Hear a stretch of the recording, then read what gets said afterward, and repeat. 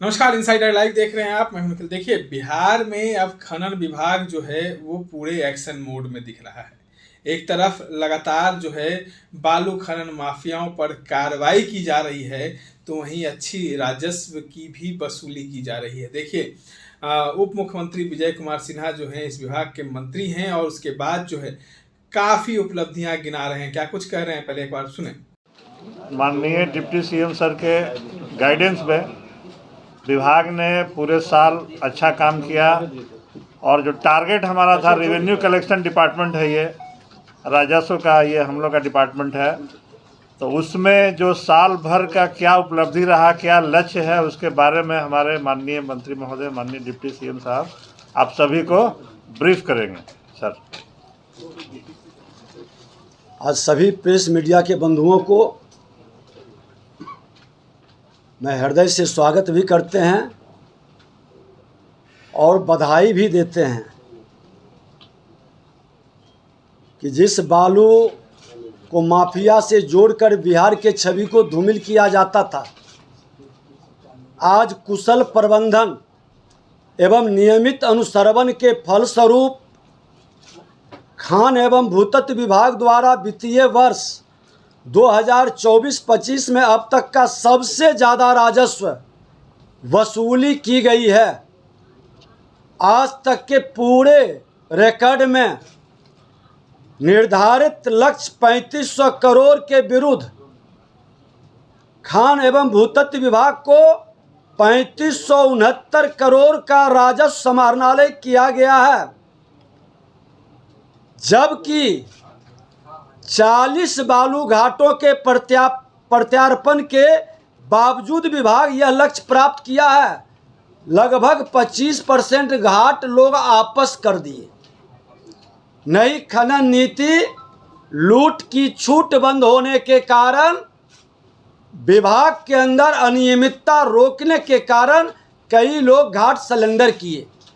25% घाट surrender के बाद भी हम 114% लक्ष्य को प्राप्त किया। आज हमारे यहाँ पीला बालू 457 है, जिसमें 161 चालू है। उजला बालू 540 है, जिसमें मात्र 21 चालू हो सका है। क्यों बंदोबस्ती नहीं हुआ, हम अगले प्रेस में उस पर विस्तार से बताएंगे। क्या क्या फैक्टर है, कौन कौन लोग इसके लिए जिम्मेदार हैं और क्या सुधार की ज़रूरत है। लेकिन इतना मैं कहूँगा कि नई खनन नीति के कारण लोगों ने कई बालू घाट को सरेंडर करना शुरू किया है और पहले पर्यावरण की अनापत्ति समय पर नहीं मिल पा रहा है। हम लोग कोऑर्डिनेशन भी कर रहे हैं, बातचीत भी हुई है। कानून में कुछ जटिलताएं हैं, जिसके कारण समय काफ़ी लग जा रहा है। लोक सुनवाई के कारण जल संसाधन विभाग के पुल पुलिया के निकट खनन में जो अवरोध हुआ है और जाम के कारण भी प्रभावित इस बार बालू खनन हुआ। नो एंट्री के कारण भी प्रभावित हुआ। अवैध खनन पर रोक लगने के कारण भी, और सबसे बड़ी आश्चर्य की बात है कि वही लोग घाट आपस किए हैं जो लूट की छूट की मानसिकता में घाट को महंगी बोली में ले लिए। और जब कानून हमने बनवाया, माननीय मुख्यमंत्री जी के नेतृत्व में खनन नीति बनी, तो लूटने की मानसिकता को ब्रेक लगा और उन लोगों ने सरेंडर का कार्य प्रारंभ किया, जिस पर अगली प्रेस में हम विस्तार से बताएंगे कि क्या हम शुरू कर रहे हैं एक्शन। और इस तरह से वित्तीय वर्ष 2024-25 में वित्तीय वर्ष 2021-22 की अपेक्षा दुगना से अधिक राजस्व की वसूली हमने किया इस पंचवर्षीय में।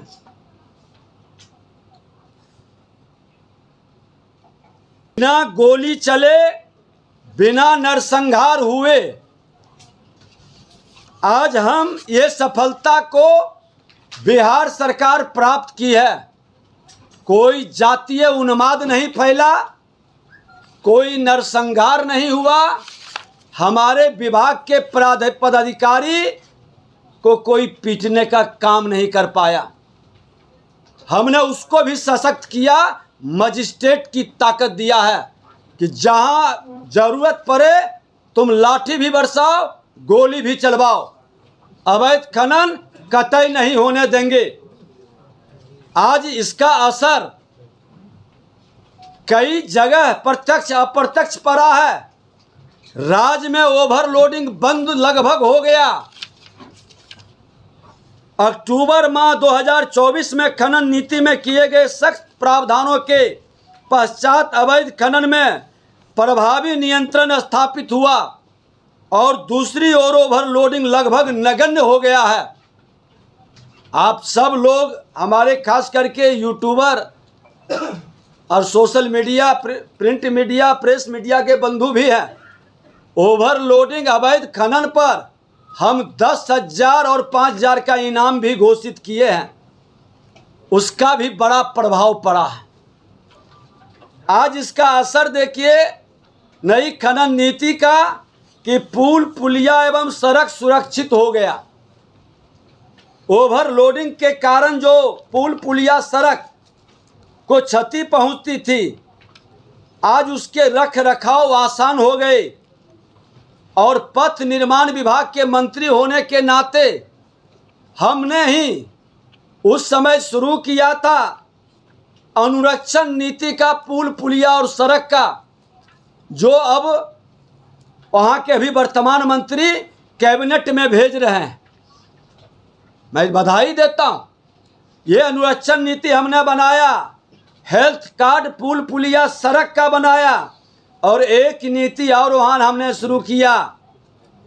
जिन लोगों ने कॉन्ट्रैक्टर एक्स्ट्रा कैरेज के नाम पर 26 करोड़ जिस तरह से लूटा, और ये कई कॉन्ट्रैक्टर का खेल है। वहाँ खनन विभाग होने के कारण हमने जांच कराया, जो गलत था। फॉल्स चालान लगा करके विभाग में बिल पास कराते हैं, तो उस पर भी रोक लगेगी अब, क्योंकि जब 100% लगभग सही काम सही चालान कटेगा तो जितने वर्क डिपार्टमेंट हैं वहाँ अवैध खनन पर रोक भी लगेगा, उसका उपयोग नहीं कर पाएंगे। उस पर भी अलग से हम प्रेस करेंगे। आज सड़क दुर्घटना में भी कमी आई है। भींगा बालू लेके सड़क पर चलता था, सड़क भी खराब होता था। हमारे छोटे वाहन मोटरसाइकिल के लोग ज़्यादातर एक्सीडेंट भी करते थे। आज उससे भी हमको लाभ मिला है।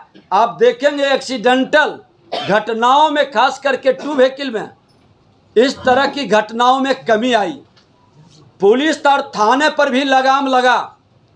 पुलिस सही चालान लेकर खनिज परिवहन करने वाले को परेशान नहीं करे, हमने पत्र भी लिखा और आगे हम डीजीपी मुख्य सचिव के साथ इसके संदर्भ में बैठक भी करेंगे, क्योंकि बृहद खनन का कार्य भी अब बिहार के अंदर शुरू हो चुका है और हमारे ही पीरियड में ये शुरू हुआ है। तो इसके लिए भी पूरी पारदर्शिता और बिहार को देश के नक्शे पर लाने में, बाहर के लोगों को आकर्षित करने के लिए एक नई रणनीति की ज़रूरत है।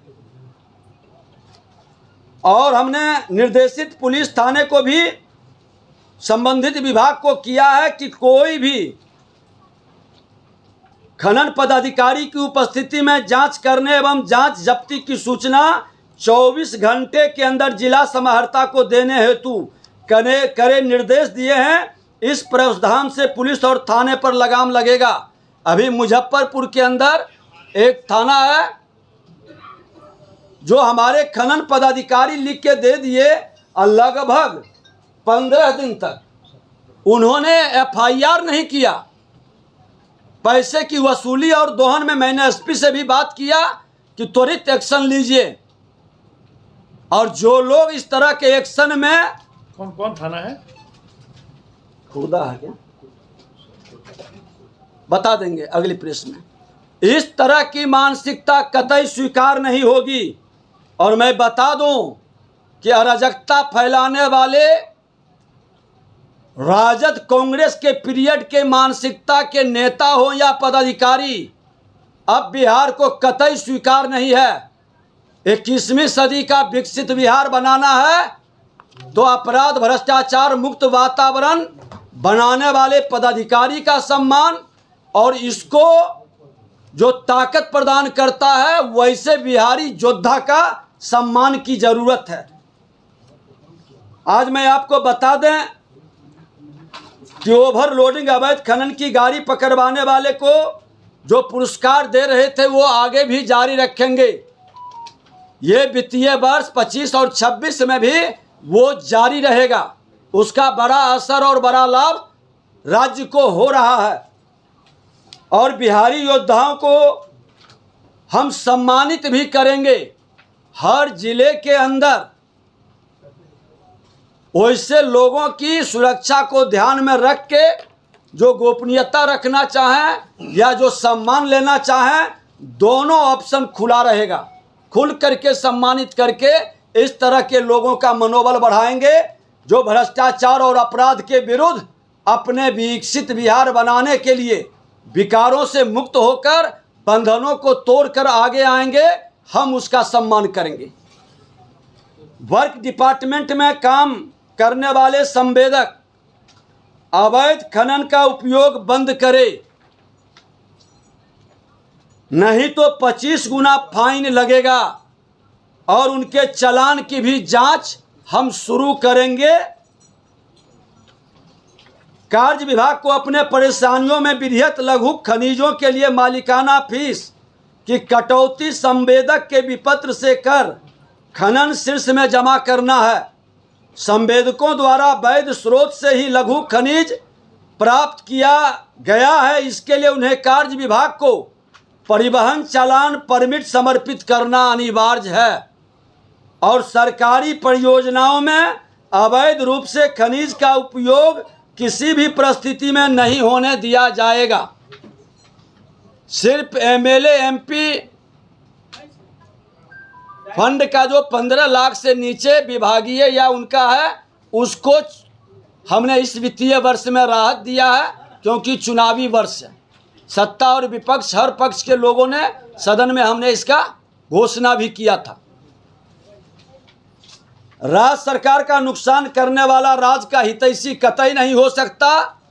कोई भी वर्क डिपार्टमेंट के अंदर अगर जो इस तरह के लोगों का मनोबल प्रत्यक्ष या अप्रत्यक्ष बढ़ाने का प्रयास करेंगे तो हम सत्ता में रह करके भी सुशासन की लंबी लड़ाई लड़ूंगा और ऐसे लोगों को कतई स्वीकार नहीं करूंगा।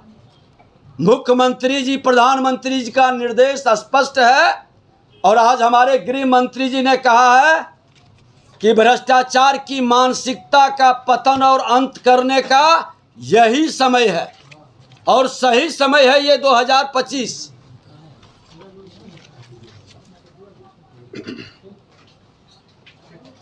विपक्ष अपराध भ्रष्टाचार पर मौन रहता है, उस पर हमें कुछ नहीं कहना, लेकिन बिहार के किसी भी पक्ष के लोग हों, सत्ता या विपक्ष का, खनन में हर लोग सहयोग किए हैं, कोऑपरेट किए हैं, इसलिए मेरा राजस्व बढ़ा है। आज कोई इसको गलत सेंस में नहीं ले। ऐसे भी हमारी मानसिकता में, हम तो विधानसभा अध्यक्ष भी थे तो हमने सबको साथ लेके चले हैं। हमारा एक मानसिकता है कि बिहारी सम्मानित हो, अवैध व्यवस्था बंद हो और निजी उपयोग के लिए मिट्टी गैर वाणिज्यिक उपयोग के किसी प्रकार का स्वामित्व देने की आवश्यकता नहीं है। अगर जो इसको लेकर के कोई पदाधिकारी थाना परेशान तंग करता है तो हमने कहा है कि आप इमीडिएट हमारे नंबर पर हेड ऑफिस में खबर करें, सूचित करें। ये बिहार के लोगों को परेशान करने का कतई छूट किसी भी पदाधिकारी को नहीं मिलेगा।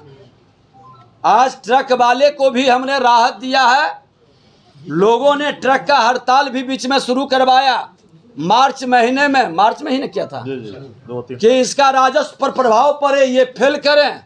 मैं धन्यवाद देता हूं ट्रक एसोसिएशन के और ट्रक मालिकों को कि आपने उसके बहकावे में, माफिया के बहकावे में नहीं आया और आप बिहार के हित में अपना काम करते रहे। 5% तक हमने उनका लोडिंग में ग्रेस दिया है, जिसके कारण अब कोई भी उनको बहुत दिन तक पकड़ करके बंद करके नहीं रख सकता। उनके व्यापार और धंधे में आज लाख लोग से ज़्यादा उस धंधे में लगे हैं। उतने का रोजगार पर कोई कुठाराघात नहीं कर सकता। ये ट्रक के हित में हमने निर्णय लिया, सरकार ने निर्णय ली। और सरकार द्वारा वैध खनिज का परिवहन करने वाले परिवहनकर्ता की सुविधा के लिए वैध चालान से परिवहन करने के मामले में जब वाहन से लदे हुए खनिज की मात्रा का चालान में अंकित मात्रा से 5% अधिक हो तो केवल अंतर की मात्रा के लिए खनिज मूल्य की वसूली की जाएगी। उसके नाम पर थाना में बंद करके 15 दिन तक घुमाते रहेंगे और सौदेबाजी होते रहेगी।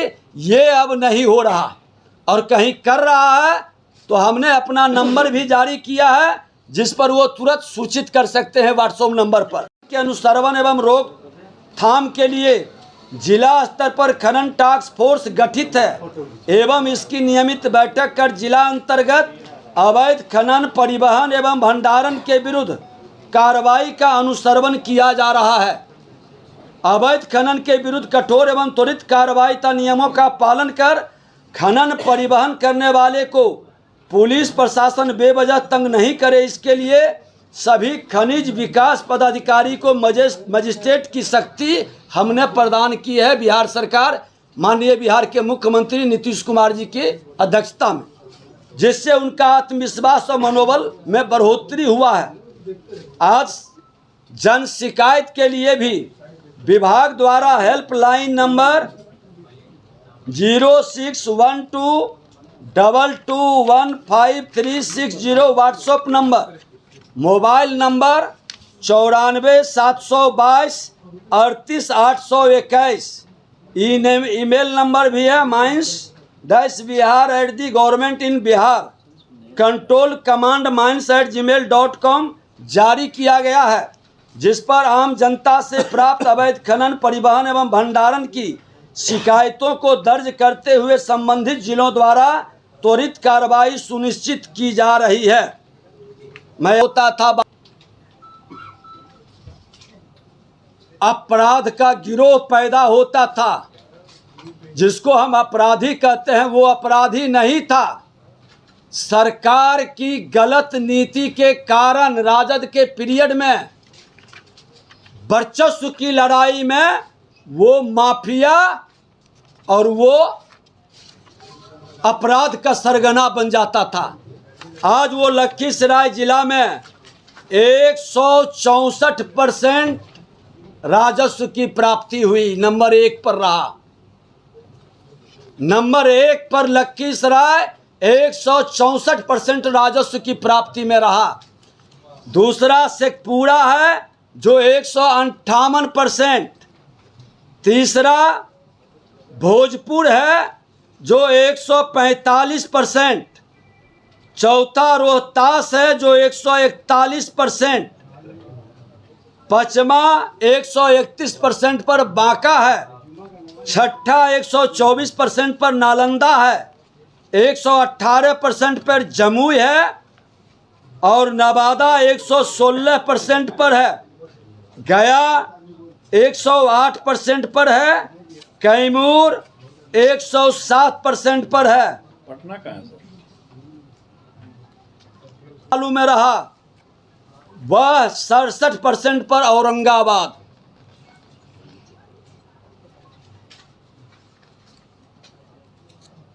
अरबल 65%, जो नीचे से बोल रहे हैं, अरबल 65% जो सबसे मिनिमम रहा, 67% पर औरंगाबाद और 77% पर पटना। ये तीनों पूरी तरह से फेल रहा। हम नए ढंग से एक बार फिर से सभी लोगों के साथ बैठेंगे, बात करेंगे, जो फेल रहे हैं उन पर विचार करेंगे। पटना का रैंक क्या है सर? पटना का रैंक ये इसी का मामला है, पर्यावरण का मामला है, वो क्लियर हो, क्योंकि 540 घाट में मात्र 21 घाट चालू है। उसकी भी हम लोग समीक्षा करेंगे, क्योंकि वहाँ बहुत कम का वसूली हुआ है। लेकिन उसमें भी आपको बता दें कि जो सबसे कम उजला बालू में रहा है वैशाली 27%। हम वहाँ के सभी जिले, बिहार के सभी जिलाधिकारी से भी हम जब दौरा करेंगे, हमारे पदाधिकारी जाएंगे, समीक्षा करेंगे कि वो इतने फेल्योर क्यों रहे, क्योंकि सरकारी विभाग का ही कार्य इतना वर्क डिपार्टमेंट में चल रहा है, फिर उनका इतना राजस्व नीचे कैसे रहा। और सभी का जहाँ जहाँ फेल्योर रहे हैं वो सभी वर्क डिपार्टमेंट के कार्य एजेंसी के चालान की जांच कराएंगे कि आखिर उन्होंने मिट्टी, बालू और पत्थर कहाँ से खरीदा, कैसे लगाया, सरकार के राजस्व का कितना नुकसान किया। ये पूरी व्यवस्था सरकार के राजस्व बढ़ाने, रोजगार का अवसर बढ़ने और हमारे नौजवानों को भी रोजगार में भागीदारी का वर्क जब बढ़ता है, विकास जब होती है, तो उसमें उनकी हिस्सेदारी भी होती है। 193%, सुपौल 177%, सहरसा 173%, मधेपुरा 158%, किशनगंज 152%, सीतामढ़ी 146%, मोतिहारी। लक्ष्य तय नहीं होगा, अब लक्ष्य अनुभव पर तय होगा और स्थल की पूरी जानकारी लेके तय होगा। करजा थाना हमने एसपी को कहा है कि इसको इमीडिएट कार्रवाई के लिए भेजिए डीजीपी के पास, और ऐसे भ्रष्ट लोग कतई स्वीकार बिहार के अंदर नहीं होंगे। जो इस तरह के खेल में लगे हैं वैसे लोगों पर एक्शन इमीडिएट जरूरत है। आज वैशाली में इसी तरह के एक थाना प्रभारी ने इस तरह का खेल खेला था, वहाँ के जिलाधिकारी ने और वहाँ के एसपी ने त्वरित एक्शन लिया था, सस्पेंड शायद किया था ना और जिस तरह से उसमें माफिया अपराध के दुनिया का सरगना बनता था, आज एनडीए की सरकार में माफिया अब सरगना नहीं, माफिया अब व्यापारी बन रहा है और अपने लोगों को, बिहार के नौजवानों को रोजगार का अवसर में भागीदारी कर रहा है। क्योंकि अगर जो माफिया अपराध के सरगना बनते तो नरसंहार होता, उन्माद फैलता। नेता प्रतिपक्ष, जब हम नेता प्रतिपक्ष थे विधानसभा में तो आप सब गवाह थे, सदन में 2-2 3-3 दिन डिस्टर्ब रहा था।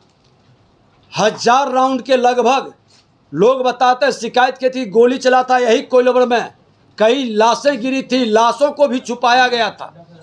लेकिन आज एनडीए सरकार में गोली नहीं चल रही है, कानून का डंडा चल रहा है और व्यापार की गति बढ़ रही है। जो व्यापार में बालू साइड में लगे हैं उनका आमदनी भी बढ़ रहा है, सरकार का राजस्व भी बढ़ रहा है, रोजगार का सृजन भी हो रहा है। तो आपने सुना, देखिए किस तरीके से, हालांकि अभी पटना जो है कम से कम नीचे से तीसरे स्थान पर पहुंचा है, लेकिन जिस तरीके से जो अपराध का गढ़ रहा था लखीसराय, वहाँ पर जो है उपलब्धि हासिल हुई है और लगातार कार्रवाई हो रही है, कोई बख्शा नहीं जाएगा। देखिए विजय कुमार सिन्हा साफ साफ कह रहे हैं कि कोई भी माफियाओं का, सरगनाओं का साथ देगा तो उसको बख्शा नहीं जाएगा, छोड़ा नहीं जाएगा।